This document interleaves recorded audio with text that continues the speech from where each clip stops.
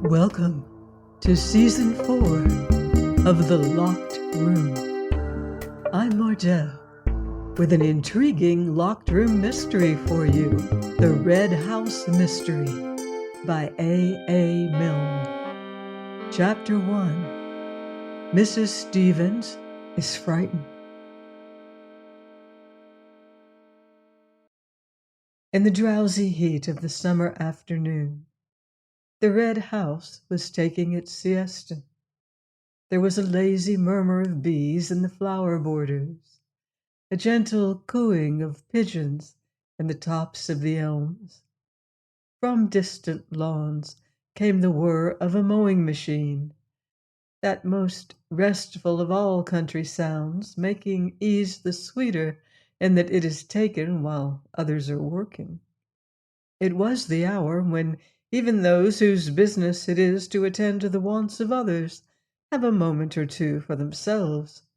In the housekeeper's room, Audrey Stevens, the pretty parlor maid, retrimmed her best hat and talked idly to her aunt, the cook housekeeper of Mr. Mark Ablett's bachelor home. "For Joe," said Mrs. Stevens placidly, her eye on the hat. Audrey nodded. She took a pin from her mouth, found a place in the hat for it, and said, "He likes a bit of pink." "I don't say I mind a bit of pink myself," said her aunt. "Joe Turner isn't the only one." "It isn't everybody's color," said Audrey, holding the hat out at arm's length and regarding it thoughtfully. "Stylish, isn't it?" "Oh, it'll suit you, all right. And it would have suited me at your age. A bit too dressy for me now, though wearing better than some other people, I dare say. I was never the one to pretend to be what I wasn't. If I'm 55, I'm 55. That's what I say." 58, isn't it, Auntie? "I was just giving that as an example," said Mrs. Stevens with great dignity. Audrey threaded a needle, held her hand out, and looked at her nails critically for a moment, and then began to sew. "Funny thing about Mr. Mark's brother. Fancy not seeing your brother for 15 years. She gave a self-conscious laugh and went on. "Wonder what I should do if I didn't see Joe for 15 years. "As I told you all this morning," said her aunt, "I've been here 5 years and never heard of a brother. I could say that before everybody if I was going to die tomorrow. There's been no brother here while I've been here." "You could have knocked me down with a feather when he spoke about him at breakfast this morning.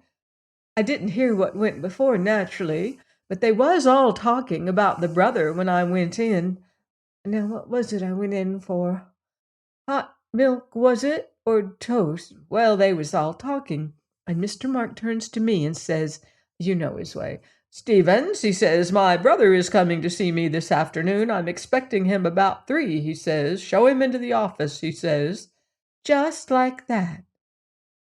"Yes, sir," I says quite quietly, but I was never so surprised in my life, not knowing he had a brother. "My brother from Australia," he says. There, I'd forgotten that, from Australia. "Well, he may have been in Australia," said Mrs. Stevens judicially. "I can't say for that, not knowing the country.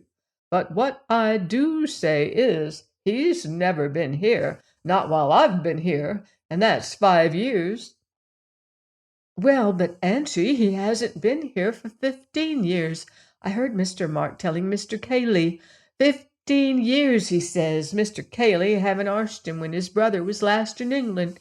Mr. Cayley knew of him. I heard him telling Mr. Beverley, but didn't know when he was last in England, see? So that's why he asked Mr. Mark." "I'm not saying anything about 15 years, Audrey. I can only speak for what I know, and that's 5 years Whitsuntide. I can take my oath he's not set foot in the house Since 5 years Whitsuntide, and if he's been in Australia, as you say, well, I dare say he's had his reasons." "Well, what reasons?" said Audrey lightly. "Never mind what reasons, being in the place of a mother to you. Since your poor mother died, I say this, Audrey, when a gentleman goes to Australia, he has his reasons. And when he stays in Australia 15 years, as Mr. Mark says, and as I know for myself 5 years, he has his reasons, and a respectably brought up girl doesn't ask what reasons." "Got into trouble, I suppose," said Audrey carelessly. "They were saying at breakfast he'd been a wild one. Debts. I'm glad Joe isn't like that. He's got £15 in the post office savings bank, did I tell you?" But there was not to be any more talk of Joe Turner that afternoon. The ringing of a bell brought Audrey to her feet. No longer Audrey, but now Stevens. She arranged her cap in front of the glass. "There, that's the front door," she said. "That's him. Show him into the office," said Mr. Mark. "I suppose he doesn't want the other ladies and gentlemen to see him. Well, they're all out at their golf, anyway. Wonder if he's going to stay. Perhaps he's brought back a lot of gold from Australia. I might hear something about Australia, because if anybody can get gold there, then I don't say but what Joe and I— Now, get on, Audrey." "Just going, darling." She went out. To anyone who had just walked down the drive in the August sun, the open door of the Red House revealed a delightfully inviting hall, of which even the mere sight was cooling. It was a big, low-roofed, oak-beam place, with cream-washed walls and diamond-paned windows, blue-curtained. On the right and left were doors leading into other living rooms, but on the side which faced you as you came in were windows again, looking on to a small grass court. And from open windows to open windows, such air as there was played gently. The staircase went up in broad, low steps along the right-hand wall, and turning to the left led you along a gallery, which ran across the width of the hall to your bedroom, that is, if you were going to stay the night. Mr. Robert Ablett's intentions in this matter were as yet unknown. As Audrey came across the hall, she gave a little start as she saw Mr. Cayley suddenly sitting unobtrusively in a seat beneath one of the front windows reading. No reason why he shouldn't be there, certainly a much cooler place than the golf links on such a day, but somehow there was a deserted air about the house that afternoon, as if all the guests were outside, or perhaps, the wisest place of all, up in their bedrooms sleeping. Mr. Cayley, the master's cousin, was a surprise, and having given a little exclamation as she came suddenly upon him, she blushed and said, "Oh, I beg your pardon, sir. I didn't see you at first." And he looked up from his book and smiled at her. An attractive smile it was, on that big, ugly face. "Such a gentleman, Mr. Cayley," she thought to herself as she went on, and wondered what the master would do without him. If this brother, for instance, had to be bundled back to Australia, it was Mr. Cayley who would do most of the bundling.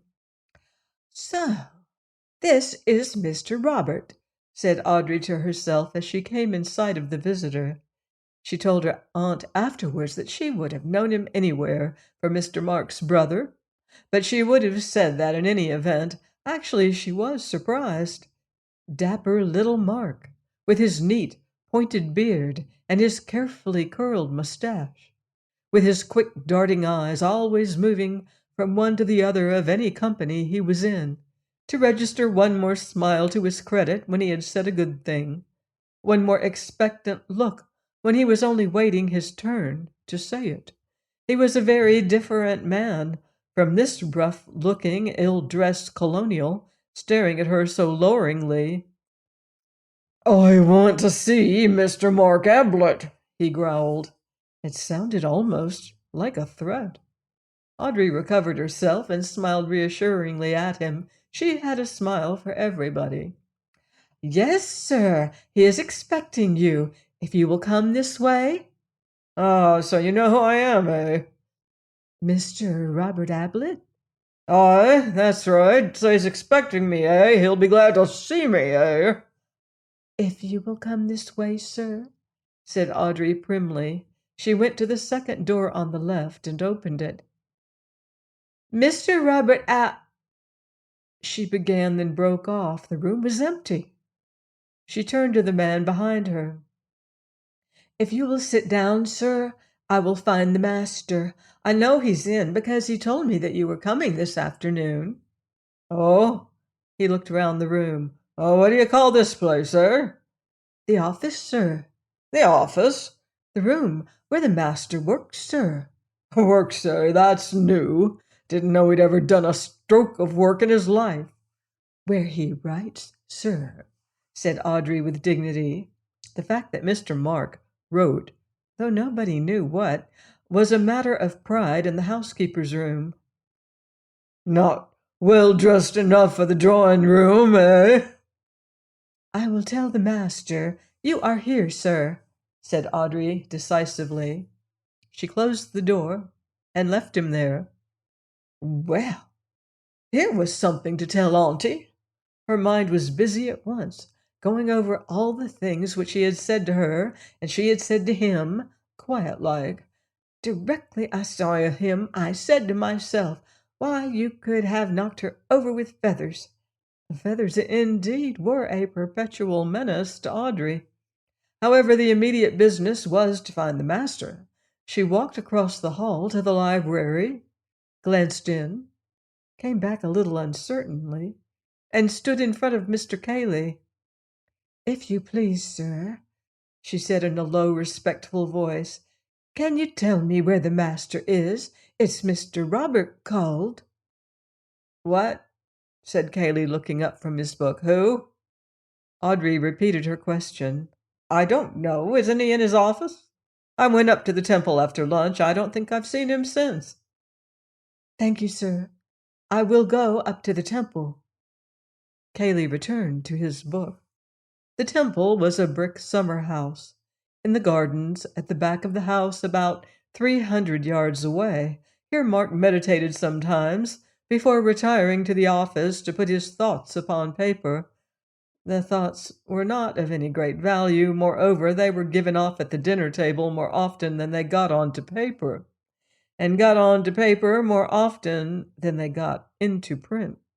But that did not prevent the master of the Red House from being a little pained when a visitor treated the temple carelessly, as if it had been erected for the ordinary purposes of flirtation and cigarette smoking. There had been on an occasion when two of his guests had been found playing fives in it.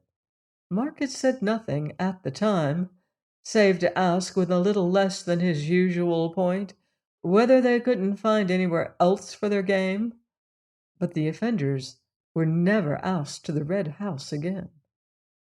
Audrey walked slowly up to the temple, looked in, and walked slowly back. All that walk for nothing. Perhaps the master was upstairs in his room. Not well dressed enough for the drawing room. Well now, Auntie, would you like anyone in your drawing room with a red handkerchief around his neck and great big dusty boots and listen. One of the men shooting rabbits. Auntie was partial to a nice rabbit and onion sauce. How hot it was! She wouldn't say no to a cup of tea. Well, one thing, Mr. Robert wasn't staying the night. He hadn't any luggage. Of course, Mr. Mark could lend him things. He had clothes enough for 6. She would have known him anywhere from Mr. Mark's brother. She came into the house. As she passed the housekeeper's room on her way to the hall, the door opened suddenly, and a rather frightened face looked out. "Hello, Aud," said Elsie. "It's Audrey," she said, turning into the room. "Come in, Audrey," called Mrs. Stevens. "What's up?" said Audrey, looking in at the door. "Oh, my dear, you gave me such a turn. Where have you been?" "Up to the temple." "Did you hear anything?" "Hear what?" "Bangs and explosions and terrible things." "Oh," said Audrey, rather relieved, "one of the men shooting rabbits.